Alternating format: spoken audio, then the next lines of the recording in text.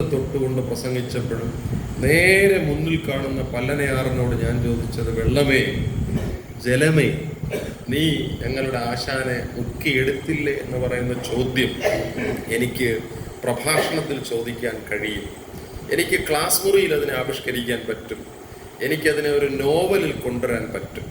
പക്ഷെ ആ 26 മണിക്കൂറിനെ ഒരു വാക്യത്തിനോ ഒരു അധ്യായത്തിനോ അപ്പുറം ഒരു വിപുലമായ കൃതിയായി എങ്ങനെ വികസിപ്പിക്കാൻ പറ്റുമെന്ന് പറയുന്ന അന്വേഷണമാണ് കുമാരു 26 മണിക്കൂർ എന്ന് പറയുന്ന ഈ ആഖ്യാനമായി നിങ്ങളുടെ മുന്നിൽ ഇരിക്കുന്നത്. അവിടെയാണ് രണ്ടാമത്തെ പ്രശ്നം. ഇവിടെ ടീച്ചർ സംസാരിച്ചപ്പോൾ, രാജശ്രീ ടീച്ചർ സംസാരിച്ചപ്പോൾ ടീച്ചറുടെ സ്വപ്നത്തിൽ നിന്നടക്കം പല കാര്യങ്ങളെയും കുത്തി പുറത്തിടുന്നത് ഞാൻ കണ്ടു. 1976 നബീസാവുമാൾ ടീച്ചറുടെ ഈ പറയുന്ന ചിന്താവിഷ്ടയായ സീതയുടെ ക്ലാസ് മുറിയെക്കുറിച്ച് ടീച്ചർ പറഞ്ഞു, കാമാഖ്യയെക്കുറിച്ച് പറഞ്ഞു, വള്ളക്കാരനെ കുറിച്ച് പറഞ്ഞു, ശാർക്കര അമ്പലത്തിൽ നടന്ന ലൈബ്രറി കൗൺസിലിന്റെ നാടകത്തെക്കുറിച്ച് പറഞ്ഞു. ഈവൻ ആ നാടകത്തിൽ കുമാരനാശാനായി വരുന്ന ആളിന്റെ തോളിൽ രാജാവ് പണ്ടുകൊടുത്ത പട്ടുകൂടി ഉണ്ടായിരുന്നെങ്കിൽ നല്ലത് എന്ന് പറഞ്ഞു.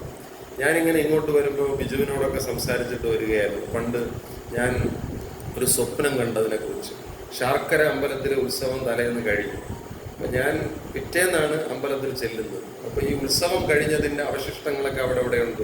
ബലൂൺകാരൻ്റെ കുറ്റി നിർത്തിയിരിക്കുന്നു, ഉത്സവത്തിൻ്റെതൊക്കെ. അപ്പം ഞാനെന്ന കുട്ടി അമ്പലത്തിനകത്തേക്ക് കിടക്കുന്നു. എന്നിട്ട് ഞാൻ നോക്കുമ്പോൾ ഒരു നാണയം അവിടെ കിടക്കുക. ആ നാണയം ഞാൻ എടുത്തിട്ട് മുന്നോട്ട് പോകുമ്പോൾ വീണ്ടും അവിടെ ഒരു നാണയം കിടക്കുക. ഞാൻ ഈ ശാർക്കര അമ്പലം മുഴുവൻ നാണയം പെറുക്കുന്ന ഒരാളായി ഇങ്ങനെ ആഹ്ലാദത്തോടു കൂടി സ്വപ്നം കണ്ടുകൊണ്ടിരിക്കുന്നതിനിടയിൽ എൻ്റെ പോക്കറ്റൊക്കെ അങ്ങ് നിറഞ്ഞു. പെട്ടെന്ന് എൻ്റെ സ്വപ്നം ഒന്ന് മുറിഞ്ഞുപോയി. പിറ്റേന്ന് തന്നെ ഞാൻ ശർക്കരക്കാരിയായ പ്രശാന്തിയോട് പോയി ചോദിച്ചു, നിങ്ങൾ ഈ ശർക്കരക്കാർക്കൊന്നും നാണയം സൂക്ഷിക്കുന്ന ഏർപ്പാടില്ലല്ലേ? നിങ്ങൾ ഉത്സവപ്പറമ്പിൽ ചെന്നാലവിടെ നാണയമൊക്കെ കുടഞ്ഞ് അമ്പലത്തിലേക്ക് ഇടുകയാണോ പതിവ്? ഇന്നലെ ശർക്കരക്കാരുടെ നാണയം കൊണ്ടായിരുന്നു എൻ്റെ ഊട്ട് കേട്ടു, എൻ്റെ പോക്കറ്റ് നിറഞ്ഞു കേട്ടോ എന്ന് പറയുന്നൊരു അനുഭവമൊക്കെ ടീച്ചർ പറഞ്ഞപ്പോൾ ഞാനിങ്ങനെ ആഗ്രഹിക്കുകയായിരുന്നു. അങ്ങനെയെങ്കിൽ 26 മണിക്കൂർ എന്ന ഈ നോവൽ എഴുതുമ്പോൾ കുമാരനാശാനെ ഞാൻ എങ്ങനെ ആവിഷ്കരിക്കുമെന്നുള്ളതാണ് പ്രധാനപ്പെട്ട ഒരു ചോദ്യം. അതൊരു പോപ്പുലർ നോവലായി എഴുതാൻ എനിക്ക് താല്പര്യമില്ല. കാരണം അത് വളരെ എളുപ്പത്തിൽ ചെയ്യാൻ പറ്റുന്നൊരു കാര്യമാണ്. അത് ആശാന്റെ ജന്മത്തിൽ തുടങ്ങി ഇങ്ങനെ വന്നിട്ട് ആശാന്റെ മരണത്തിൽ അവസാനിക്കുന്ന ഒരു വളരെ ലീനിയറായിട്ടുള്ള നേർരേഖയിലുള്ള ഒരു കൃതിയായി എഴുതുക എന്ന് പറയുന്നതിന് ഞാൻ ആവശ്യമില്ല, ഞാനത് എഴുതേണ്ട കാര്യമില്ല. രണ്ട്, കുമാരനാശാൻ എന്ന് പറയുന്ന ഒരാൾ ഒരു വെറും മനുഷ്യനല്ല. അദ്ദേഹം അസാമാന്യമായ പ്രാഗൽഭ്യമുള്ള ഒരാളാണ്. ആശാന്റെ വ്യക്തി ജീവിതത്തെ ഞാൻ സങ്കല്പിച്ചു നോക്കിയിട്ടുണ്ട്. ആശാൻ മുണ്ടുടുക്കുന്നത് മുണ്ട് ഇഴയും ഇങ്ങനെ. അപ്പോൾ ഈ നാടകത്തിന് വേണ്ടി ആശാന്റെ വേഷം ധരിച്ചു വന്നപ്പോൾ ഞാൻ അയാളെ വിളിച്ചിട്ട് പറഞ്ഞു, ഞാൻ അയാൾ സ്ക്രിപ്റ്റ് എഴുതുകയായിരുന്നു. ഞാൻ ബഷീർ മണക്കാടിനോട് ഞാൻ പറഞ്ഞു, ആശാന്റെ മുണ്ട് നിലത്ത് ഇഴയും, ചിലപ്പോൾ ചെളിയുണ്ടെങ്കിൽ അതടക്കം ഇങ്ങനെ പറ്റി ആശാൻ ഇങ്ങനെ ഇഴഞ്ഞൊരു മാലാഖയെ പോലെയാണ് ആശാൻ ഇങ്ങനെ നടന്നു വരിക. ആശാന്റെ പൊക്കം നിങ്ങൾക്ക് കാണാൻ പറ്റണമെങ്കിൽ സച്ചിൻ തെണ്ടുൽക്കറിനെ നോക്കിയാൽ ആ പൊക്കമാണ് ആശാനുള്ളത്. ആശാൻ തെണ്ടുൽക്കർ എന്ന് പറയാൻ കഴിയുന്ന രീതിയിൽ. ആ സച്ചിന്റെ ഫിറ്റ്നസിനെ കുറിച്ച് നമ്മൾ കേട്ടിട്ടുണ്ട്. പക്ഷെ ഇന്ത്യൻ ടീമിലെ ഏറ്റവും ഫിറ്റ്നസ് ഉണ്ടായിരുന്ന കളിക്കാരനാണ് അന്ന് സച്ചിൻ തെണ്ടുൽക്കർ. ഇന്നിപ്പോൾ ഫിറ്റ്നസിന് മാറിയല്ലോ. ആ മാതിരി ഫിസിക്കൽ ഫിറ്റ്നസ് ഉണ്ടായിരുന്ന കുമാരനാശാൻ നല്ല തമാശ പറയുന്നയാളും ഗൗരവ ബുദ്ധിയോടുകൂടി ജീവിക്കുന്നയാളും ഒരൊറ്റ ആളിൻ്റെ മുന്നിൽ മാത്രം അഹങ്കാരമില്ലാതെ ഇരിക്കുന്നയാളും. അത് മറ്റാരുടെ മുന്നിലുമല്ല, ശ്രീനാരായണ ഗുരുവിൻ്റെ മുന്നിലാണ്. ശ്രീനാരായണ ഗുരുവിൻ്റെ മുന്നിൽ ഒഴികെ മറ്റൊരാളുടെ മുന്നിലും കുമാരനാശാൻ അങ്ങനെ തൻ്റെ ശിരസ് കുനിച്ച് നിന്നതായി ചരിത്രമില്ല. പക്ഷേ ഈ ആശാന്റെ മറ്റൊരു പ്രധാനപ്പെട്ട പ്രത്യേകത, ഇംഗ്ലീഷ് പഠിക്കാതിരുന്ന കുമാരനാശാൻ ഡോക്ടർ പൽപ്പുവിൻ്റെ വീട്ടിൽ താമസിക്കുന്ന കാലത്ത് ഡോക്ടർ പൽപ്പുവിൻ്റെ ജീവിത പങ്കാളിയിൽ നിന്ന് ഇംഗ്ലീഷിൻ്റെ പ്രൈമറുകൾ പഠിച്ചു തുടങ്ങി കൽക്കട്ടാവിലെത്തി ഒരുപക്ഷെ ഏഷ്യാറ്റിക് സൊസൈറ്റിയിലെ, റോയൽ ഏഷ്യാറ്റിക് സൊസൈറ്റിയിലെ ജേർണലുകളടക്കം വായിച്ച് മനസ്സിലാക്കാൻ പരിശീലനം നേടി ഇംഗ്ലീഷ് സ്വയമേവ പഠിച്ച്, ഇവിടെ രാധാകൃഷ്ണൻ സാറ് പറഞ്ഞതുപോലെ ഗോൾഡൻ ട്രഷേഴ്സ് ഒക്കെ കയ്യിൽ കൊണ്ട് നടന്ന് ബ്രൗണിങ്ങിനെയും ഷെല്ലിയെയും ബൈറനെയും ഒരുപക്ഷെ ആ കീറ്റ്സിനെയും ഒക്കെ വേർഡ്സ്വർത്തിനെയൊക്കെ വായിച്ച് മനസ്സിലാക്കാൻ പറ്റുന്ന ക്ലാസിക്കലും നിയോ ക്ലാസിക്കലും റൊമാൻറ്റിക്കുമായിട്ടുള്ള കാവ്യഭാഷകൾ മനസ്സിലാക്കിയ കുമാരനാശാൻ പക്ഷെ പൊട്ട ഇംഗ്ലീഷ് ഉച്ചാരണമാണ് സംസാരിച്ചിരുന്നത്. ആശാൻ ഇംഗ്ലീഷ് സംസാരിച്ചത് മലയാളത്തിലായിരുന്നു. ആശാന്റെ ആ മലയാളം കലർന്ന ഇംഗ്ലീഷിനെ ടി.കെ. മാധവനെ പോലെയുള്ളവർ പരിഹസിച്ചിട്ടുണ്ട്. പ്രജാസഭയിൽ ആശാൻ സംസാരിക്കുമ്പോൾ ഇയാൾ എന്ത് ഇംഗ്ലീഷാണ് ഈ പറയുന്നത്? പക്ഷെ ആ ഇച്ഛാശക്തി എഴുതി വരുമ്പോൾ ആശാന്റെ വ്യക്തിപ്രഭാവത്തിലെ ഈ ഓരോ അധ്യായത്തെയും എങ്ങനെ ആവിഷ്കരിക്കുമെന്നുള്ളത് എന്നെ സംബന്ധിച്ചൊരു പ്രധാനപ്പെട്ട പ്രശ്നമായിരുന്നു. അങ്ങനെയാണ് ഈ കൃതിയിൽ വീണപൂവ് എഴുതുന്ന കാലത്തെ ആശ, വിചിത്ര വിജയം എഴുതുന്ന കാലത്തെ ആശ, നോവൽ വായിക്കുന്ന ആശ. നിങ്ങൾക്കറിയാം, കോട്ടയ്ക്കകത്തുകൂടി ആശാൻ സഞ്ചരിക്കുമ്പോൾ അദ്ദേഹത്തിൻ്റെ കക്ഷത്ത് C.V. രാമൻ പിള്ളയുടെ ആ നോവലുണ്ട്, മാർത്താണ്ഡവർമ്മ. മാർത്താണ്ഡവർമ്മ എന്ന നോവൽ B.V. ബുക്ക് ഡിപ്പോക്കാരുടെ ചാലയ്ക്കടുത്തുള്ള ബുക്ക് സ്റ്റോളിൽ നിന്ന് കുമാരനാശാൻ വാങ്ങി കക്ഷത്തെടുക്കിയിട്ടാണ് കോട്ടയ്ക്കകത്ത് നടക്കുന്ന കഥകളി കാണാൻ പോകുന്നത്. ആ കഥകളി ആശാന്മാർ മുഖത്ത് തേച്ചുകൊണ്ടിരിക്കുമ്പോൾ കയ്യിലിരിക്കുന്ന C.V. രാമൻ പിള്ളയുടെ നോവൽ കണ്ടിട്ട് ഇയാളും പിള്ളയാണെന്ന് വിചാരിക്കുമെങ്കിൽ, നീ പിള്ളയല്ലല്ലേ, എങ്കിൽ കോട്ടയ്ക്ക് പുറത്തിറങ്ങും, നിങ്ങൾക്കൊക്കെ 5 തെങ്കിലും ആശാൻ കഥകളി പഠിപ്പിച്ചു തരുമല്ലോ എന്ന് പറയുന്ന സൂക്ഷ്മ വിവരണങ്ങളിലൂടെ കടന്നു പോയി കുമാരനാശാന്റെ മരണം എന്ന് പറയുന്ന ആ യാഥാർത്ഥ്യത്തിലേക്ക് എനിക്ക് എത്തണമായിരുന്നു. അതൊരു ചെറിയ പ്രക്രിയയായി ഞാൻ കാണുന്നില്ല എന്നതാണ് ഒന്നാമത്തെ കാര്യം. അതിനുവേണ്ടി എനിക്ക് ആഴങ്ങളെ തപ്പണമെന്നുണ്ടായിരുന്നു. ഞാൻ അരുവിപ്പുറത്ത് അനേക മണിക്കൂറുകൾ ചെലവഴിച്ചിട്ടുണ്ട്. അത് ഈ കൃതിക്ക് വേണ്ടിയിട്ടല്ല. ശ്രീനാരായണ ഗുരു സഞ്ചരിച്ച പാതകളിലൂടെ ഒരുപാട് ദൂരം ഞാൻ സഞ്ചരിച്ചിട്ടുണ്ട്. ഞാൻ പറയാറുണ്ട്, എൻ്റെ മക്കളെ ഞാൻ ജ്ഞാനസ്നാനം ചെയ്തത് ശങ്കരൻകുഴിയിൽ വെച്ചിട്ടാണ്. 3 എണ്ണത്തിനെയും ഞാൻ ആ വെള്ളത്തിൽ മുക്കിയെടുത്തു. 3 എണ്ണത്തിനെയും വെള്ളത്തിൽ മുക്കിയെടുത്തിട്ട് ഇത് ശങ്കരൻകുഴിയിലെ വെള്ളമാണ്. ഈ കുഞ്ഞുങ്ങൾക്കത് മനസ്സിലായിട്ടുണ്ടോ എന്നൊന്നും എനിക്കറിയില്ല. പക്ഷെ ഞാൻ അവരെ അങ്ങനെ ജ്ഞാനസ്നാനം ചെയ്യിച്ചു. രഹന അതിന് സാക്ഷിയാണ്. നല്ല ഒഴുക്കുണ്ടായിരുന്ന ഒരു മഴക്കാലമായിരുന്നു. അങ്ങനെ മുക്കിയെടുക്കുമ്പോൾ ആ ജ്ഞാനസ്നാനത്തിലൂടെ ശങ്കരൻകുഴിയുടെ തണുപ്പ് അവർക്ക് കിട്ടും എന്ന് ഞാൻ വിചാരിക്കുന്നു. നാളെ ഒരു കാലത്തൊരു പക്ഷെ ഞാൻ ഈ പറഞ്ഞ കാര്യമോ, ഞാൻ വീട്ടിൽ പറഞ്ഞു വെച്ച കാര്യമോ, അല്ലെങ്കിൽ വീട്ടിൽ അസംഖ്യം ഇങ്ങനെ ശ്രീനാരായണ ഗുരുവിൻ്റെ ചിത്രങ്ങളോ കണ്ടിട്ട് സ്വാമിയപ്പൂപ്പൻ കല്ല് എടുത്ത ശിവനെ പ്രതിഷ്ഠിച്ച ശങ്കരൻകുഴിയിൽ ഞങ്ങളെ ജ്ഞാനസ്നാനം ചെയ്തു, അങ്ങനെയൊക്കെ പറയാൻ പറ്റുന്ന കേരളം അവശേഷിക്കുമോ എന്നുള്ള കാര്യത്തിൽ എനിക്ക് സംശയമുണ്ട്. കാരണം ഞാനിപ്പോൾ സംസാരിച്ചുകൊണ്ടിരിക്കുമ്പോഴും ലക്ഷക്കണക്കിന് മനുഷ്യർ വർഗീയവാദികളായി തീർന്നുകൊണ്ടിരിക്കുന്ന ഒരു അത്ഭുത പരീക്ഷണശാലയിലെ മഹാകവിയായിരുന്ന കുമാരനാശാനെ കുറിച്ചൊരു കൃതി എഴുതുമ്പോൾ അത് കുമാരനാശാൻ വായിക്കുന്നത് ഞാൻ സങ്കല്പിക്കുക. ഈ നോവലെങ്ങാനും കുമാരനാശാൻ വായിച്ചിട്ട് എൻ്റെ ചെകിട്ട തടിക്കരുതെന്ന് എനിക്ക് ആഗ്രഹം. എന്നെക്കുറിച്ചൊരു നോവൽ എഴുതി വെച്ചിരിക്കും. ഞാനില്ലെന്ന് വിചാരിച്ചിട്ട് എന്നെക്കുറിച്ച് തോന്നിയവാസം കാണിക്കുന്നോടാ നീ എന്നത് കേൾക്കാൻ ഞാൻ ആഗ്രഹിക്കുന്നില്ല. പക്ഷെ എനിക്കൊരു ആത്മവിശ്വാസമുണ്ട്, എൻ്റെ ഈ കൃതി കുമാരനാശാൻ വായിക്കുകയാണെങ്കിൽ ആശാൻ എന്നെ തല്ലത്തില്ല. ചിലപ്പോൾ ചില ഫാക്ച്വൽ സ്റ്റേറ്റ്മെൻറ്റുകളുടെ കാര്യത്തിൽ ആശാൻ ചിലപ്പോൾ പിണങ്ങുമായിരിക്കും. അതിനുവേണ്ടി ഞാൻ നടത്തിയിട്ടുള്ള അന്വേഷണങ്ങൾ സാർത്ഥകമായി എന്ന് തന്നെയാണ് വിചാരിക്കുന്നത്. മുരളി സാറ് പറഞ്ഞ ആ കാര്യം വളരെ പ്രധാനപ്പെട്ടതാണ്. എന്നോട് പലരും പറയാറുണ്ട്, ചില കൃതികൾ അദ്ദേഹം പറയാം, ചില ലേഖനങ്ങളൊക്കെ വായിച്ചിട്ട് കൂട്ടുകാർ തന്നെ പറയാറുണ്ട്, ഇവൻ്റെ ലേഖനം വായിക്കണമെങ്കിൽ 21 പുസ്തകം ആദ്യം വായിക്കണം, വായിച്ചിട്ട് വന്നിട്ട് വേണം ഈ ലേഖനം. ഞാനപ്പോൾ ഇപ്പം കുറച്ച് തിരുത്തുക എന്ന് പറയുന്നത് വായനയെ അങ്ങനെ കുറെ കൂടി ജനകീയമാക്കുക എന്ന് പറയുന്ന ഒരു പ്രക്രിയയുടെ ഭാഗമായിട്ടാണ്.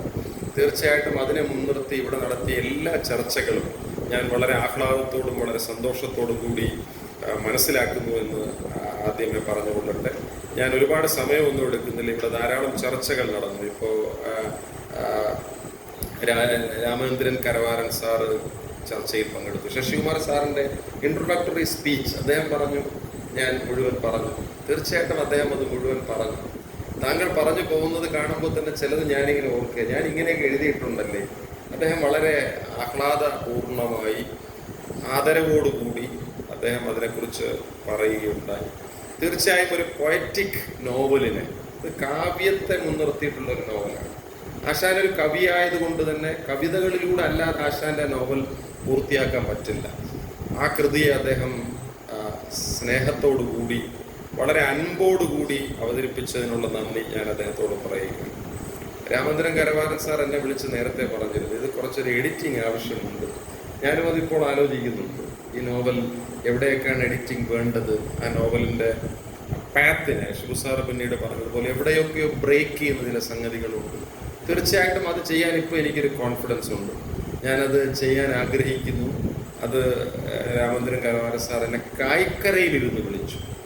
സാറ് വിളിച്ചപ്പോൾ ഞാൻ സാറിനോട് പറയാത്തൊരു കാര്യമുണ്ട്. ഈ നോവലിലെ അമ്മ കായ്ക്കരയിലാണ് ജീവിക്കുന്നത്. ഈ നോവലിലെ ആഖ്യാതാവിൻ്റെ വീട് കായ്ക്കരയിലാണ്. ഏറ്റവും ഒടുവിൽ ഈ പറയുന്നത് പോലെ ആ ആത്മകഥ അയാൾക്ക് കൊണ്ട് കൊടുത്തില്ലേ, ആ മനുഷ്യനെ ലോറിയിൽ കയറ്റിവിടുന്ന ഒരു സീനുണ്ടല്ലോ. ഈ ലോറിയിൽ കയറ്റിവിടുന്ന സീന് സെറ്റ് ചെയ്യുമ്പോൾ ഞാൻ ആ ലോറി വന്ന് നിൽക്കുന്നത് കായ്ക്കര ആശാൻ സ്മാരകത്തിന് മുമ്പിൽ ഒരു ചായക്കടയുണ്ട്. ആ ചായക്കടയൊക്കെ അടച്ചിട്ട് അതിൻ്റെ മുറ്റത്ത് ഈ രണ്ടുപേർ നിൽക്കും. അപ്പോൾ ദൂരെ നിന്നൊരു ലോറി വർക്കലെന്ന് വരിക. ആ ലോറിയിൽ ഇയാളെ തിരുവനന്തപുരത്തേക്ക് കയറ്റിവിടുന്നതായി സങ്കല്പിച്ച് എഴുതുന്ന ഒരു രൂപമൊക്കെ എൻ്റെ മനസ്സിൽ ഇപ്പോഴുണ്ട്. ഈ അമ്മ കായ്ക്കരയിൽ നിന്ന് ഇറങ്ങിപ്പോകും. ഇപ്പോൾ രാമേന്ദ്രൻ സാർ വിളിച്ചിട്ട് കായ്ക്കരയിൽ ഇങ്ങനെ ചർച്ച നടന്നു എന്ന് പറഞ്ഞപ്പോൾ ഞാനിങ്ങനെ അത് ആലോചിക്കുകയായിരുന്നു. അദ്ദേഹം അതിനെക്കുറിച്ച് പറഞ്ഞ സജഷൻസ് തീർച്ചയായിട്ടും ഞാൻ എടുക്കുകയാണ്. രാജചന്ദ്രൻ സാർ പറഞ്ഞത് വളരെ പ്രധാനപ്പെട്ടൊരു കാര്യമാണ്. ഒരു കൊലയാളി ഇത്രയൊക്കെ പണ്ഡിതനായി മാറാം. പണ്ഡിതന്മാർ കൊലയാളികളായി മാറുന്ന ഒരു കാലത്താണ് നമ്മൾ ജീവിക്കുന്നത്.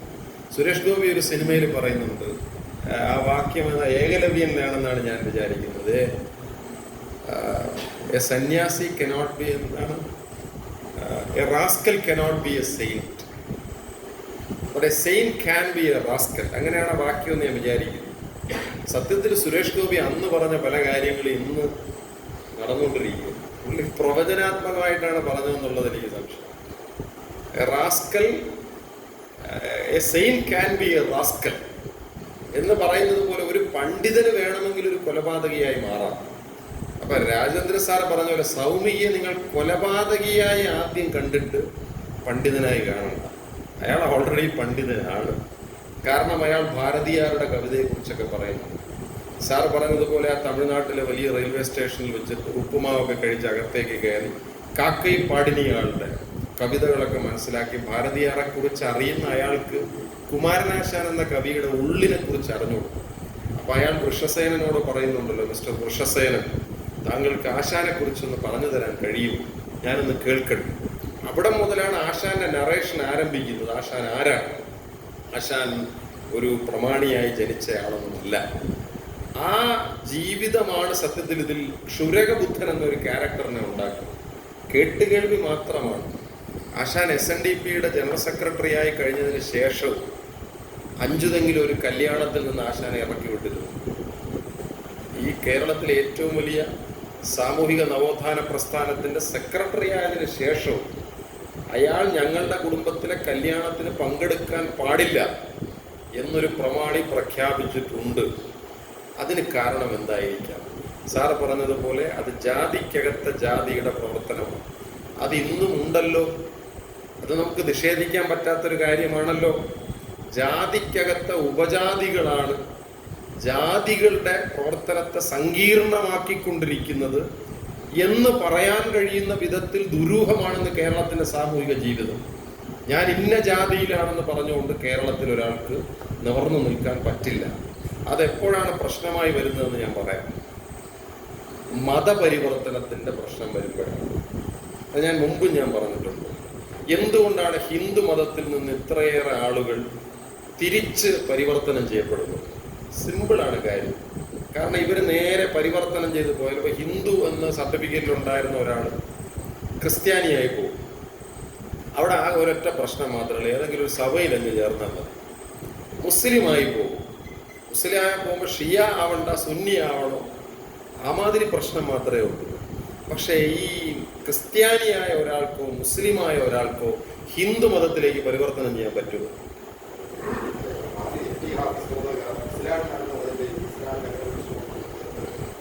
ഇസ്ലാം ആ പ്രശ്നമുണ്ട്. അതായത് ഇപ്പൊ ഈ പറഞ്ഞ ഖാദിയാനി വിഭാഗത്തിലേക്ക് ഇപ്പൊ ചെന്ന് മുസ്ലിം ഒന്നായി കഴിഞ്ഞാൽ സുന്നികൾ അംഗീകരിക്കില്ല. ഒരാൾ സുന്നിയായിട്ടാണ് വരുന്നതെങ്കിൽ ഷിയാക്കൾ അംഗീകരിക്കും. പക്ഷെ അയാൾക്ക് സുന്നിയായി മാറാം. വേണമെങ്കിൽ ഒരാൾക്ക് സുന്നിയായി മാറാം. പക്ഷേ പുറത്തൊരു മതത്തിൽ നിന്ന് ഹിന്ദു മതത്തിലേക്ക് വരാൻ ഞാനിപ്പോൾ ആഗ്രഹിക്കുകയാണെന്ന് വിചാരിച്ചു. എനിക്ക് ഹിന്ദു മതത്തിൽ വരാൻ എന്നെ ഏത് ജാതിയിൽ ഉൾപ്പെടുത്തുന്നു? ഞാൻ പറയണം, എനിക്ക് ബ്രാഹ്മണനായി മാറണം. ആരെങ്കിലും അംഗീകരിക്കും. നാളെ മുതൽ ഡോക്ടർ M.A. സിദ്ദീഖ് നമ്പൂതിരി എന്നാവാനാണ് എനിക്ക് ആഗ്രഹം. അതുകൊണ്ട് നമ്പൂതിരി സംഘം എനിക്ക് മെമ്പർഷിപ്പ് തന്ന് എന്നെ ഹിന്ദുവാക്കണമെന്ന് പറഞ്ഞാൽ ആക്കുമെന്ന് എനിക്ക് തോന്നുന്നില്ല. എൻ്റെ ജീവിതത്തിൽ ഞാൻ ഇങ്ങനൊരു ആവശ്യം പറഞ്ഞപ്പോൾ അത് ഉൾക്കൊണ്ട ഒരേ ഒരു സംഭവമേ ഉള്ളത്. പത്തനംതിട്ടയിലെ SNDPയുടെ ജില്ലാ കമ്മിറ്റി പറഞ്ഞു, സാറിന് ഞങ്ങൾ എടുത്തോളാം പത്തനംതിട്ടയിൽ ഞാൻ സംസാരിച്ചു. ഇത് വളരെ സങ്കീർണമായൊരു പ്രശ്നമാണ്. ഈ മതപരിവർത്തനത്തെ നമ്മൾ ഏകശിലാമയമായി കണ്ടാൽ പോരെ, അതിനകത്തെ സകലമാന പ്രശ്നങ്ങളും മുൻനിർത്തി സംസാരിക്കുമ്പോഴാണ് ഈ മതപരിവർത്തനം എന്ന് കേൾക്കുമ്പോൾ നമ്മുടെ നാട്ടിൽ ചിലർക്ക് എന്തുകൊണ്ടാണ് അടിയുന്നേ പൊള്ളുന്നത് എന്നുള്ള കാര്യം നമുക്ക് മനസ്സിലാക്കും. ആശാനെ ഇറക്കി വിട്ടിട്ടുണ്ട്. ആ ഇറക്കി വിട്ടതിന് കാരണമായിട്ടുള്ള ജാതി പ്രശ്നം ഇതിലെ ക്ഷുരകബുദ്ധൻ എന്ന് പറയുന്ന ടൈറ്റിലിൽ പ്രവർത്തിക്കുന്നുണ്ട് എന്ന് കണ്ടെത്തിയത് നോവലിസ്റ്റായ ഞാനല്ല. ഈ നോവലിന്റെ രണ്ടാമത്തെ വായനക്കാരൻ എന്ന് പറയാൻ പറ്റുന്ന ദിലീപ് കുറ്റ്യാനിക്കാട്, കവിയും എഴുത്തുകാരനുമായ ദിലീപ് കുറ്റ്യാനിക്കാട് എന്നോട് ചോദിച്ചു, നിങ്ങൾ അയാളെ ക്ഷുരകനാക്കി മാറ്റിയതിന്റെ പിറകിൽ പ്രവർത്തിച്ചത് ആശാൻ ഉൾപ്പെട്ട ജാതിയെ കുറിച്ചിട്ടുള്ള ഒരു സന്ദേഹമല്ലേ എന്ന് പറഞ്ഞ് ചോദിച്ചപ്പോഴാണ് എനിക്ക് കാര്യം മനസ്സിലാവുന്നത്. ഞാനത് ആ പാപത്തിൽ എനിക്ക് പങ്കില്ല, അതൊരു പാപമാണെങ്കിൽ അത് സ്വാഭാവികമായി സംഭവിച്ചു പോയതാണ് എന്നുള്ളതാണ് ആ പറഞ്ഞ ഒരു പ്രധാനപ്പെട്ട കാര്യം. ഇതിൽ അതിനുശേഷം റോയ് സാർ സംസാരിച്ചപ്പോൾ അദ്ദേഹം പറഞ്ഞു, ഒരു തവണ അദ്ദേഹം വായിച്ചു ആശാൻ ജീവിച്ച കാലഘട്ടത്തിലൂടെ, മൈക്കിൾ മധുസൂദന ദത്തയിലൂടെ, സുനിൽ ഗംഗോപാധ്യായയിലൂടെ അദ്ദേഹം സഞ്ചരിച്ചതിനെ കുറിച്ചും ഹൈപ്പർ സ്പേസിനെ കുറിച്ചൊക്കെ അദ്ദേഹം വളരെ കാര്യമായി പറഞ്ഞു. ഞാൻ വളരെ ആകർഷകമായി അതിങ്ങനെ കേട്ടുകൊണ്ട് ഇരിക്കുകയായിരുന്നു. ആശാൻ കൃതികളുടെ അദ്ദേഹം വളരെ പോസിറ്റീവായിട്ടാണ് അദ്ദേഹം സംസാരിച്ചത്. ഇവിടെ ഈ ജാതിക്കുള്ളിലെ ജാതിയെക്കുറിച്ചൊക്കെ അദ്ദേഹം സംസാരിച്ചു. പ്രിയപ്പെട്ട ഷിബു ആറാലുമൂട് സാറ്, എന്നോടുള്ള സ്നേഹം ആണ് അദ്ദേഹത്തെ ആദ്യം ഇവിടെ എത്തിച്ചതെന്ന് ഞാൻ വിചാരിക്കുന്നു. ഷിബു സാറിന് എന്നോടുള്ള ഇഷ്ടമാണ് ഷിബു സാറിനെ ഈ ചർച്ചയിൽ എത്തിച്ചേർന്ന ഏറ്റവും പ്രധാനപ്പെട്ട കാര്യം. അദ്ദേഹം വളരെ ആദ്യം പറഞ്ഞ കാര്യം എനിക്ക് സത്യത്തിലൊരു ബലം തരുന്നു.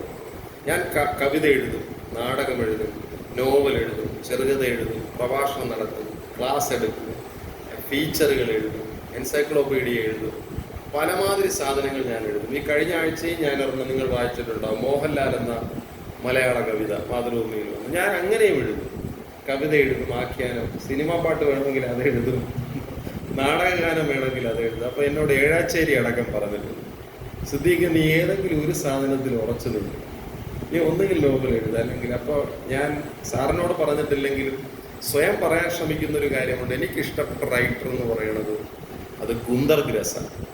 ഗുന്തർ ഗ്രാസിന്റെ ഒരു പ്രത്യേകത, ഞാൻ ഗ്രാസാണെന്നൊന്നും പറയല്ല കേട്ടോ, ഞാൻ ഗുന്തറല്ല ഗ്രാസ് ആണെന്ന് വേണമെങ്കിൽ പറയാം. I am not Gunter Grass, ഞാൻ ഗ്രാസ് മാത്രമാണ്.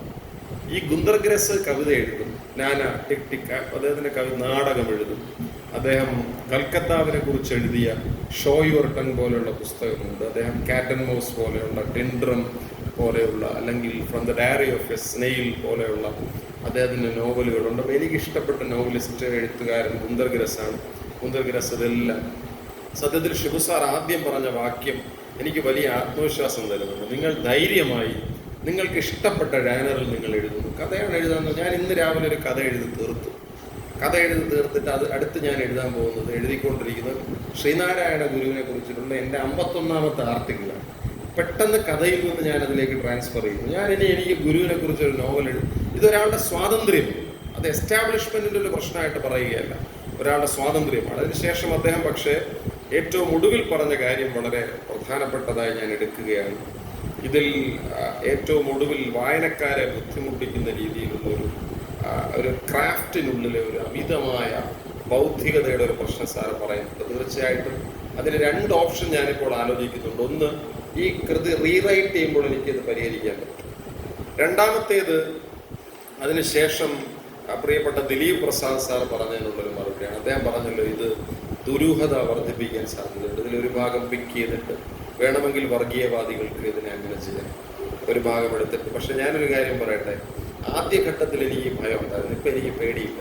കാരണം എന്താണെന്ന് വെച്ചാൽ അത്രമാത്രം തലച്ചോറൊന്നും ഈ കേരളത്തിൽ ഏതെങ്കിലും ഒരു വർഗീയവാദികളുണ്ടെന്ന് ഞാൻ വിചാരിക്കുന്നില്ല. ഞാനൊരു തമാശ വിജയിപ്പത് പറഞ്ഞുകൊണ്ടിരിക്കും. അത് പറയുമ്പോൾ ചിലപ്പോൾ സമയമെടുക്കും. ഞാനൊരു 5 മിനിറ്റ് കൂടെ പറഞ്ഞിട്ട് അവസാനിപ്പിക്കുക. ഞാൻ ഈ നമ്മുടെ തോന്നയ്ക്കൽ രാധാകൃഷ്ണ സാറിൻ്റെ കാര്യമല്ലേ ഇവിടെ പറഞ്ഞോളൂ. വേറൊരു തോന്നയ്ക്കലുകാരനും കൂടെ എന്നെ പഠിപ്പിച്ചിട്ടുണ്ട്, എൻ്റെ പ്രിയപ്പെട്ട തോന്നയ്ക്കൽ വാസുദേവൻ സാർ. അദ്ദേഹത്തിൻ്റെ ക്ലാസ്സിനെ കുറിച്ച് പറയാതെ പോകാൻ എനിക്ക് പറ്റില്ല. ചെറുകാട് ആരാണെന്ന് വാസുദേവൻ സാറാണ് തൊട്ട് പറയുന്നത്. പണ്ട് ചെറുകാടിനെ കണ്ട കാര്യമൊക്കെ സാർ NN കക്കാടിന്റെ വജ്രകുണ്ടലം വാസുദേവൻ സാർ പഠിപ്പിച്ചില്ലായിരുന്നെങ്കിൽ അതെന്തൊരു നഷ്ടമായിരുന്നേനെന്ന് ഞാൻ ആലോചിക്കുക. ഈ വാസുദേവൻ സാറിനൊരു പുസ്തകമുണ്ട്, യുങ്ങിന്റെ മനഃശാസ്ത്രം. അത് യൂണിവേഴ്സിറ്റി കോളേജിൽ വെച്ചാണ് പ്രകാശനം ചെയ്തത്. അന്നത് പ്രകാശനം ചെയ്തത് ഫ്രോയിഡിന്റെ മനഃശാസ്ത്രം എഴുതിയ മുഹമ്മദ് അലി സാറാണ്. അപ്പൊ ഈ സാർ എന്നോട് വലിയ വാത്സല്യമുള്ള ആളാണ്. സാർ എന്നോട് പറഞ്ഞത്, സിദ്ദീഖ് നീ വേണം അതിന് നന്ദി പറയാൻ. അപ്പോൾ എല്ലാ ഗടാഗടിയന്മാരും പ്രസംഗിച്ചു കഴിഞ്ഞിട്ട് ഞാൻ നന്ദി പറഞ്ഞു. ഞാൻ നന്ദി പറയുന്ന കൂട്ടത്തിൽ ഞാൻ പറഞ്ഞു, ഇത് കാൾ ഗുസ്താഫ് യുങ്ങിന്റെ ജീവിതത്തെ കുറിച്ചിട്ടുള്ള ഒരു ചെറിയ പുസ്തകം. ഈ പുസ്തകം പ്രകാശനം ചെയ്യുന്ന ഈ വേളയിൽ നിങ്ങൾ ആരും കാണാത്ത ഒരു കാഴ്ച ഞാൻ കാണുകയാണ്. യുങ് ഈ യൂണിവേഴ്സിറ്റി കോളേജിൽ വന്നിട്ടുണ്ട്. അദ്ദേഹം ഇവിടെ സംസാരിച്ചിട്ടുണ്ട്. അദ്ദേഹത്തെ എനിക്ക് കാണാം. ഇവിടെ എല്ലാം യുങ്ങിന്റെ മണം പരന്നിരിക്കുകയാണ്. അത് എനിക്ക് അറിയാം. നന്ദിയൊക്കെ പറഞ്ഞു കഴിഞ്ഞാൽ എൻ്റെ കൂട്ടുകാരെന്നെ പിടിച്ച് പിറകിലോട്ട് കൊണ്ടുവരും. നിനക്ക് ആരുടെ മണം കിട്ടി? നീ ആരെ കണ്ടു? ഒരു മനഃശാസ്ത്രകൃതിയുടെ പ്രകാശത്തിൽ അന്ധവിശ്വാസം പ്രചരിപ്പിക്കുന്നു എന്ന് പറഞ്ഞിട്ട് അവരെന്നെ അറ്റാക്ക് ചെയ്യാൻ ശ്രമിച്ചത് എനിക്ക് ഓർമ്മയുണ്ട്. ഞാനിത് ഇവിടെ അവിചാരിതമായി പറഞ്ഞതല്ല. നിങ്ങളിൽ ചിലരെങ്കിലും എൻ്റെ ആ വർത്തമാനം കേട്ടിട്ടുണ്ടാകും. ഈ യുങ്ങിൻ്റെ ഒരു പുസ്തകമുണ്ട്. യുങ്ങിൻ്റെ പുസ്തകം ഏതാണെന്ന് വെച്ചാൽ മെമ്മറീസ്, ഡ്രീംസ്, റിഫ്ലക്ഷൻസ്. ഇത് യുങ്ങിൻ്റെ ആത്മകഥാപരമായിട്ടുള്ള പുസ്തകമാണ്. ഒരിക്കലും യുങ് ആത്മകഥ എഴുതാൻ ആഗ്രഹിച്ചിട്ടില്ല. പക്ഷെ അദ്ദേഹത്തിൻ്റെ സുഹൃത്തുക്കൾ അദ്ദേഹത്തെ നിർബന്ധിച്ചപ്പോൾ അദ്ദേഹം ചില കുറിപ്പുകൾ എഴുതി വെച്ചു. ഈ കുറിപ്പുകൾ ഒടുവിൽ അദ്ദേഹത്തിൻ്റെ മരണാനന്തരം സമാഹരിച്ച പുസ്തകമാണ് മെമ്മറീസ്. ഈ പുസ്തകം യതിയുടെ ലൈബ്രറിയിലുണ്ട്. നമ്മുടെ യതിയുടെ ഫേൺ ഹില്ലിലെ നാരായണ ഗുരുകുലത്തിലെ ആ ഗംഭീര ലൈബ്രറിക്കകത്ത് ഈ യുങ്ങിൻ്റെ ഏതാണ്ട് എല്ലാ പുസ്തകങ്ങളും അദ്ദേഹം കളക്ട് ചെയ്യുകയും വായിക്കുകയും ചെയ്തിട്ടുണ്ട്. നമുക്കറിയാം മനഃശാസ്ത്രത്തെക്കുറിച്ച്. ഈ കൃതിയിൽ ഒരു ഭാഗത്ത് ഒരു സന്ദർഭം യുങ് വിശദീകരിച്ചിട്ടുണ്ട്. അദ്ദേഹം ന്യൂ മെക്സിക്കോയിലൂടെ സഞ്ചരിക്കുമ്പോൾ അവിടുത്തെ പ്യൂബ്ലോ വംശജരുടെ ഇടയിൽ ഒരു മൂപ്പന്റെ മുന്നിൽ അദ്ദേഹത്തിൽ പെടും. യുങ് ഒരുപാട് സഞ്ചരിക്കുന്ന ആൾ. അങ്ങനെ അദ്ദേഹം ജനിക്കുന്ന കായ്കറിയിലൂടെ സഞ്ചരിച്ചിട്ടുണ്ട്. ഇവിടെ കോവൂർ ലൈബ്രറി അടുത്ത കാലത്തല്ലേ വന്നത്. പണ്ട് ഇതിലേയും ചിലപ്പോൾ യുങ് സഞ്ചരിച്ചിട്ടുണ്ടാവും, പറയാൻ പറ്റില്ല. പുള്ളി അങ്ങനെ ഒരാളാണ്. ഈ മൂപ്പനോട് സംസാരിക്കുമ്പോൾ മൂപ്പൻ യുങ്ങിനോട് പറഞ്ഞു, യുങ്, എനിക്ക് വെള്ളക്കാരന്മാരെ ഇഷ്ടമല്ല. അതെന്താ? അത് അവന്മാർ കള്ളന്മാരാണ്, റെസ്ലെസ് ആണ്, തെമ്മാടികളാണ്, ചതിയന്മാരാണ്. അവർ മറ്റുള്ളവരുടേത് ആഹരിക്കുന്നവരാണ്, ഇത്തരം വല്ലാത്ത മൂക്കും ചെവിയൊക്കെ ഉള്ളവരാണ്. അപ്പൊ യുങ് വെള്ളക്കാരനാണ്, ഒരു 3/4 പങ്ക് വെള്ളക്കാരനാണ്. അപ്പൊ യുങ് അവസാനം ചോദിച്ചു, ഇതെന്താ ഇങ്ങനെ നിങ്ങൾക്ക് വെറുപ്പ് വരാൻ കാര്യം? അതെ, അവന്മാർ തലച്ചോറ് കൊണ്ട് ചിന്തിക്കുന്നു. അപ്പൊ ഇങ്ങനെ കൗതുകം ചെയ്തിട്ട്, നിങ്ങളോ?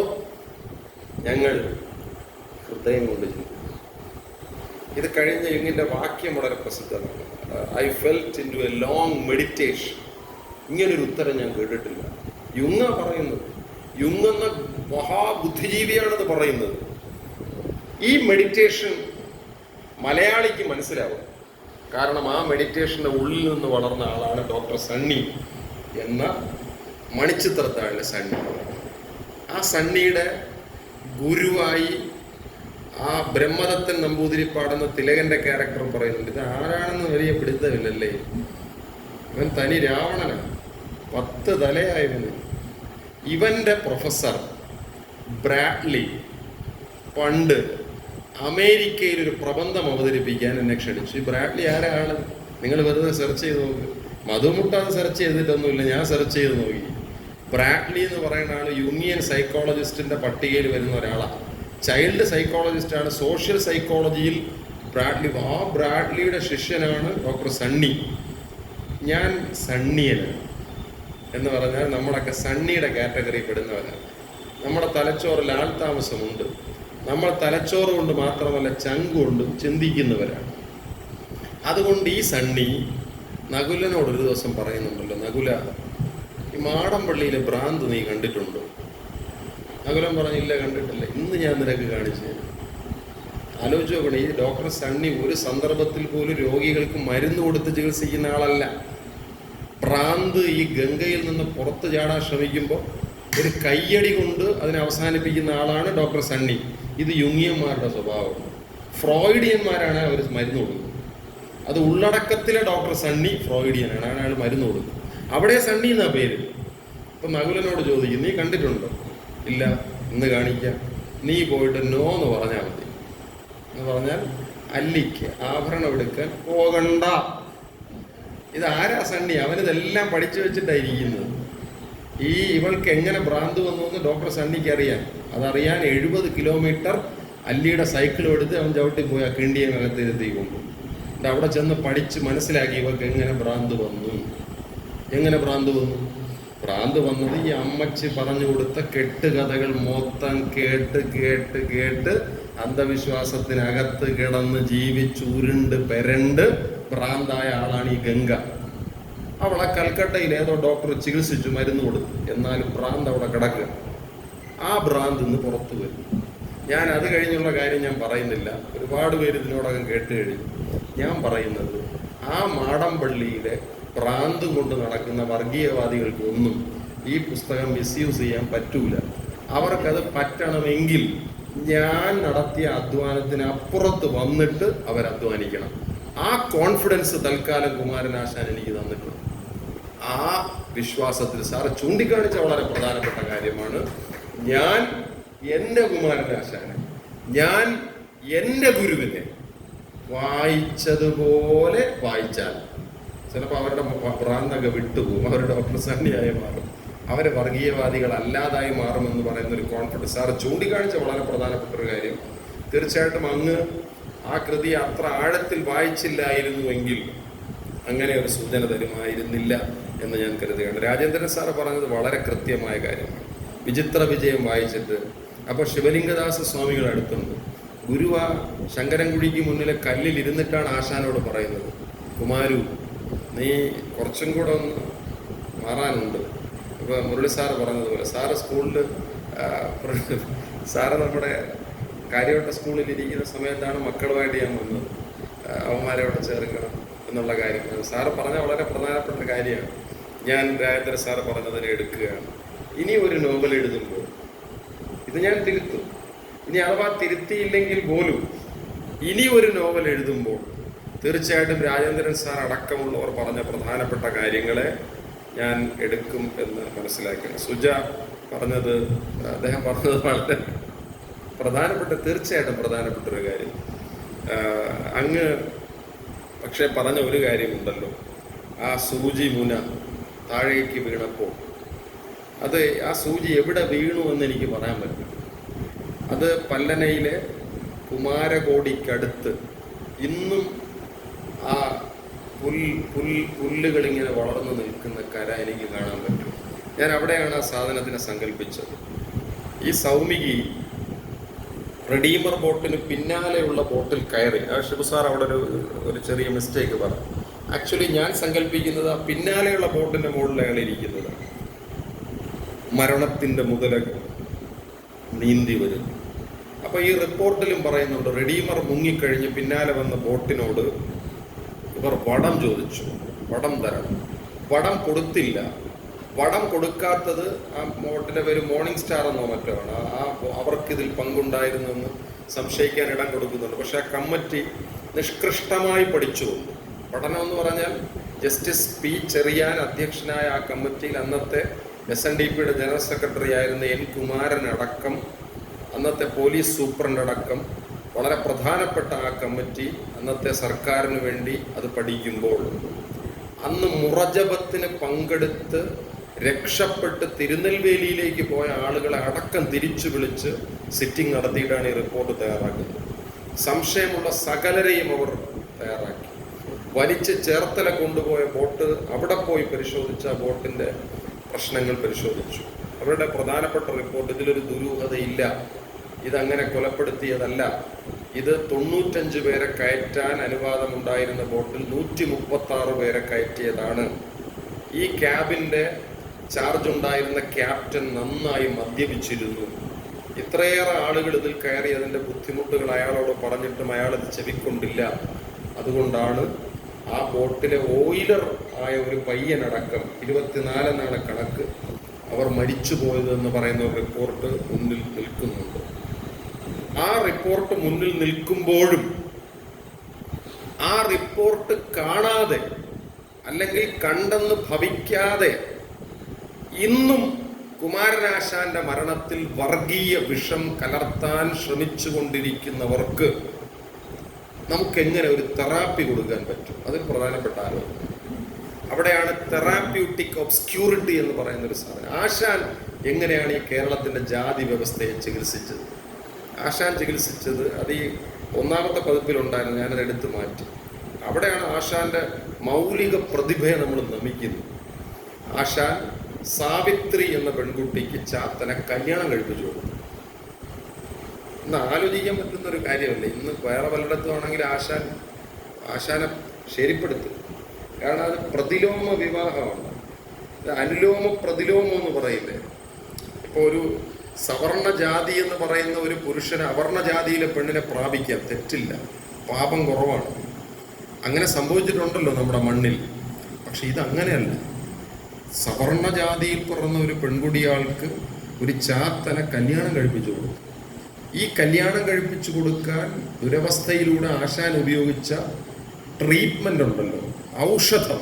ഞാനതിനെ നോസോട്സ് എന്നാണ് പറയുക. ഈ ഹോമിയോപ്പതിയിൽ ചികിത്സയുണ്ടല്ലോ, രോഗാണുവിനെ ചികിത്സിക്കാൻ രോഗാണുവിനെ തന്നെ ഉപയോഗിക്കും. ഇപ്പൊ വസൂരിക്ക് ചികിത്സിക്കാൻ വസൂരി ഇല്ലാത്ത ഒരാളിൽ വസൂരിയുടെ ഔഷധം കുത്തിവെച്ചുണ്ടാകുന്ന പ്രത്യൗഷധത്തെ എടുത്തിട്ട് വസൂരിക്ക് ഉപയോഗിക്കുന്ന രീതി നോസോട്സ് എന്നാണ് പറയുക. കുമാരനാശാൻ ഇതാണ് ചെയ്തത്. ഈ ജാതിയുടെ രോഗാണുവിനെ എടുത്തിട്ട് ജാതി മനസ്സിലേക്ക് കുമാരനാശാൻ പ്രയോഗിച്ചു. ഈ പ്രയോഗം നടത്താൻ ആശാനെ കുറിച്ചിട്ടുള്ള ഒരു നോവലിൽ ഞാൻ എന്താണ് ചെയ്യേണ്ടത് എന്ന അന്വേഷണമാണ് എന്നെ സൗമികി എന്ന് പറയുന്ന ഒരു ക്യാരക്ടറിൽ കൊണ്ട് നിർത്തിയത്. തീർച്ചയായും അതൊരു വെറും കൊലയാളിയായാൽ പോരാ എന്നെനിക്ക് ഉറപ്പുണ്ടായിരുന്നു. അതുകൊണ്ട് അയാൾക്ക് ഒരുപാട് പാണ്ഡിത്യവും ഒരുപാട് ബലഹീനതയും കൊടുത്തു. അതിലൊരു ബലഹീനതയാണ് അയാൾക്ക് സംഭവിക്കുന്ന അപസ്മാരം എന്ന് എനിക്ക് മനസ്സിലാക്കാൻ പറ്റും. അങ്ങ് കരിനീല വിഷം എന്ന് പറഞ്ഞത് വളരെ അട്രാക്റ്റീവായിരുന്നു. ഈ സൂചി ഇങ്ങനെ താഴേക്ക് വീഴുമ്പോൾ കരിനീല വിഷം. രാജേന്ദ്ര സാർ, ഞാൻ നിർത്തുകയാണ്, രാജേന്ദ്ര സാർ പോകുന്ന വഴിക്ക് പറഞ്ഞു, ഈ നോവൽ അവസാനിക്കുന്നിടത്ത് ഈ ആഖ്യാതാവ് നറേറ്റർ അലമാര തുറക്കുമ്പോൾ അവിടെ നിന്നൊരു സൂചി താഴേക്ക് വീഴുന്നു. അപ്പം ഈ സൂചിയും തൂവാലയും ഇയാളുടെ പിതാവ് സൗമികയാണോ എന്ന് തെറ്റിദ്ധാരണ ഉയർത്തുന്നു. ഈ അടുത്ത കാലത്ത് കണ്ണൂരിൽ നിന്ന് ഒരാൾ എന്നെ വിളിച്ചു ചോദിച്ചു. അപ്പം ഞാൻ അദ്ദേഹത്തോട് പറഞ്ഞ കാര്യം, തീർച്ചയായും ഈ നോവൽ സംഭവിക്കുന്നത് 1960-കളിലാണെങ്കിൽ സൗമികയുടെ പിതാവാണ്. അതല്ല 2024-ലാണെങ്കിൽ സൗമികയുമായി ബന്ധമുള്ള ആരോ ഒരാളാണ് ഇയാളുടെ അച്ഛൻ. നോവലിസ്റ്റിന് ആ ഫ്രീഡം ഉണ്ടല്ലോ. ഇത് ദുരൂഹമാക്കാൻ കഴിയുക എന്ന് പറയുന്നത് വേണമെങ്കിലൊരു വൈദഗ്ധ്യമാണല്ലോ. അത് നമുക്ക് കാലത്തിനകത്തേക്കും കാലത്തിന് പുറത്തേക്കും സഞ്ചരിക്കാൻ പറ്റുന്ന ഒരു നററ്റോളജി നമുക്കതിൽ ഉപയോഗിക്കാൻ കഴിയുമെന്ന് പറയുന്ന ഒരു സംഗതിയാണ് എന്നാണ് പറയാൻ കഴിയുന്നത്. തീർച്ചയായിട്ടും അതിനുശേഷം പാചകത്തെക്കുറിച്ചൊക്കെ സാർ അതെനിക്ക് ഇഷ്ടപ്പെട്ടു. സാർ ഭക്ഷണം ഇഷ്ടപ്പെടുന്ന ഒരാളാണ്. മുഹമ്മദ് സാറും അതിൻ്റെ തെറാപ്യൂട്ടിക് ഒബ്സ്ക്യൂരിറ്റിയെ കുറിച്ച് സൂചിപ്പിച്ചുകൊണ്ടാണ് അദ്ദേഹം കാര്യങ്ങൾ പറയുന്നത്. ഈ നറേറ്ററാണോ സെമിനാറിലെ ആളാണോ എന്താണെന്ന് പറയുന്നൊരു കൺഫ്യൂഷൻ ഉണ്ടാകുന്നുണ്ടല്ലോ. തീർച്ചയായിട്ടും ഈ കൺഫ്യൂഷൻ എനിക്കുമുണ്ട്. ഈ കൺഫ്യൂഷനാണ് ഈ നോവലിൻ്റെ പ്രതിരോധം. അത് നമ്മൾ നോവൽ എന്ന് പറയുന്നത് വളരെ ക്ലോസ് ആയിട്ടുള്ള ഒരു എൻഡിങ്ങിൽ കൊണ്ട് നിർത്തണമെന്ന് പറയുന്നു ഒരു നിയമാവലി സത്യത്തിൽ നോവലിലില്ല. ചിലപ്പോൾ നോവൽ പൂർത്തീകരിക്കുന്നത് നമ്മളാണ്. ഉദാഹരണമായി എം മുകുന്ദൻ്റെ ഒരു ദലിത് യുവതിയുടെ കഥനകഥ എന്ന് പറയുന്ന നോവൽ അവസാനിക്കുന്നത് ഉത്തരാധുനികമായൊരു പരിപ്രേക്ഷ്യത്തിലാണെന്ന് അപ്പൻ സാറ് പറയും. പക്ഷെ ആ പറയാൻ ഒരിക്കലും അല്ല. ഞാൻ പറയുന്നത് ഒരു അപ്പൊളിറ്റിക്കലാണ്, ഒട്ടും രാഷ്ട്രീയമില്ല. അത് പോസ്റ്റ് മോഡേൺ ആണോ എന്ന് നമുക്ക് സന്ദേഹമുണ്ട് എന്ന് പറയുന്ന ഒരു കോൺഫ്ലിക്റ്റിൽ ചിലപ്പോൾ കൊണ്ട് നിർത്തും. ആക്ച്വലി ഈ കോൺഫ്ലിക്റ്റ് എന്ന് പറയുന്നത് നിങ്ങൾക്ക് തിരിച്ചു വായിക്കാനുള്ള ഒരു പ്രേരണയാണ്. അതായത് നിങ്ങൾ വായിച്ചത് പോരാ, ഒന്നുകൂടെ വായിക്കും. അങ്ങനെയാണ് നമ്മുടെ സാറ് വായിച്ചത്. സാറിപ്പോൾ ഏതാണ് 5ാമത് വായിക്കാൻ പോകണമെന്നാണ് സാറ് പറയുന്നത്. അത് വേണമെങ്കിൽ വായിക്കൂ. സാറ് പറഞ്ഞ കുറേ കഴിയുമ്പോൾ ഞങ്ങൾ നിർത്തുമെന്ന് പറഞ്ഞു. പക്ഷെ സാറ് വായിക്കും. സാറ് ഈ കുമാരു എന്ന് പറയുന്ന നോവൽ വായിക്കുമെന്ന് എനിക്ക് ഉറപ്പുണ്ട്. കാരണം ഇത് എഴുതിയത് ഞാനാണെങ്കിൽ ഇത് വായിപ്പിക്കുന്ന ഞാനല്ല എന്നെനിക്കിപ്പം മനസ്സിലായിട്ടുണ്ട്. എന്ന് പറയുന്നൊരു സാധനമുണ്ട്. മുരളി സാർ എന്നെ സ്വന്തം എന്ന് പറയുകയുണ്ടായി. ഞാനതിലുള്ള സ്നേഹം അദ്ദേഹത്തോട് പറയുന്നു. ഈ ചർച്ചയിൽ സുഖസാറ് അവസാനിപ്പിച്ചുവെങ്കിലും അതിനു മുമ്പ് ഉമാത്രദീപ് ടീച്ചർ ഒരു ഭയങ്കര ഷോക്ക് തന്നുകൊണ്ടാണ് ഈ നോവൽ ചർച്ച അവസാനിച്ചത്. ടീച്ചറുടെ പുസ്തകത്തിൻ്റെ 2ാമത്തെ പതിപ്പ് ടീച്ചർ എന്നിലൂടെ പ്രകാശിപ്പിച്ചു. അത് അദ്ദേഹം ഏറ്റുവാങ്ങി. എനിക്ക് തോന്നുന്നത് ഞാൻ ആദ്യമായിട്ടുള്ളൊരു പുസ്തകം പ്രകാശിപ്പിക്കുന്നത്, ഇപ്പോൾ നമ്മുടെ ഷിനിലാൽ പറയാറുണ്ട്, ഷിനിലാലിൻ്റെ ഇപ്പോൾ കേരള സാഹിത്യ അക്കാദമി അവാർഡ് കിട്ടിയ പുസ്തകം പ്രകാശിപ്പിച്ചത് ഞാനായിരുന്നു. സത്യത്തിൽ അതിൽ ഞാനൊരു തിരുത്ത് പറഞ്ഞിരുന്നു. അതൊരു വല്ലാത്ത അനുഭവമായിരുന്നു. അമ്മാമ്പാറയുടെ മുകളിൽ വെച്ചിട്ട് ഷിനിലാലിൻ്റെ കഥകളുടെ ആ കളക്ഷൻ പ്രകാശിപ്പിച്ചു. വളരെ അവിചാരിതമായിട്ടാണ് അതെനിക്ക് പ്രകാശിപ്പിക്കേണ്ടി വന്നത്. മിനിസ്റ്ററായിരുന്നു തീരുമാനിച്ച, മിനിസ്റ്റർ ഇല്ലായിരുന്നു. സത്യത്തിൽ ടീച്ചർ അതുപോലൊരു ഷോക്ക് എനിക്ക് തന്നു. ഞാൻ ആദ്യമായിട്ടല്ല പുസ്തകം പ്രകാശിപ്പിക്കുന്നത്, പക്ഷെ അദ്ദേഹം ആദ്യമായിട്ടാണ് ഒരു പുസ്തകം സ്വീകരിക്കുന്നത്. അത് ആ കുഞ്ഞിൻ്റെ മനസ്സിൽ ഓർമ്മയായി കിടക്കും. തീർച്ചയായിട്ടും അത് അവനൊരു പടിയായിത്തീരും എന്ന് പറയുന്ന ടീച്ചർ ഇതിലെ കുറേ കാര്യങ്ങളെക്കുറിച്ച് സംസാരിച്ചു. ടീച്ചറോട് നന്ദി പറയുകയാണ്. സുഖസാർ ഉപമകളെക്കുറിച്ച് പറഞ്ഞു. നിദ്രയാണ്, വെള്ള പുതപ്പിച്ച ശരീരം എന്ന് പറയുന്ന ഒരു സംഗതി. ഇതൊക്കെ വളരെ മുഖ്യമായൊരു കാര്യമാണ്. അത് കായിക്കര നിന്നാണോ പോയത്, അതല്ല കടക്കാവൂർ നിന്നാണോ എന്ന് പറയുന്ന എടുക്കുമ്പോഴേ സത്യത്തിൽ ഈ കടക്കാവൂർ എന്ന് തന്നെയാണ് രേഖകളിൽ ഞാൻ കണ്ടിട്ടുള്ളത്. കടക്കാവൂർ എന്നല്ലേ നോക്കുന്നത്, കടക്കാവൂർ എന്ന് തന്നെയാണ് ചരിത്ര രേഖകളിലുള്ളത്. ഇത് വേറൊരു അവിചാരിതമായ സംഭവം ഞാൻ പറയട്ടെ. ഈ എപ്പോൾ തിരുവനന്തപുരത്ത് നിന്ന് ട്രെയിനിൽ കയറിയാലും ഇതുമായി ബന്ധപ്പെട്ട് ഈ സാധനം എത്തുമ്പോണ്ടല്ലോ, വെറുതെ കഴക്കൂട്ടം നോക്കില്ല, ഈ സ്ഥലം എത്തുമ്പോൾ പുറത്ത് നോക്കുമ്പോൾ അതായിരിക്കുന്നു ഇവിടെ. 2 ആഴ്ച മുമ്പ് എൻ്റെ സ്റ്റുഡൻറ്റ് സാന്ദ്ര, അവൾ ആലപ്പുഴയിലേക്ക് യൂണിവേഴ്സിറ്റിയിൽ ഒരു PhDയുടെ പ്രോഗ്രാമുമായിട്ട് ബന്ധപ്പെട്ട് വന്നിട്ട് തിരിച്ചു പോകാം. കൃത്യം കടക്കാവൂരിൻ്റെ ഫോട്ടോ എടുത്തിട്ട് അവൾ എനിക്ക് അയച്ചു തന്നിട്ട് പറഞ്ഞു, കുമാരു വായിച്ച് ഇങ്ങനെ നിൽക്കുക സാറേ, ഞാൻ അങ്ങനെ എത്തിയിട്ട് ഇങ്ങനെ നോക്കുമ്പോൾ കടക്കാവൂർ, എനിക്കത് ഫോട്ടോ എടുക്കാതിരിക്കാൻ പറ്റിയില്ല എന്ന് പറയുന്ന സാധനം. ഇത് ഒരു മരണത്തിലെ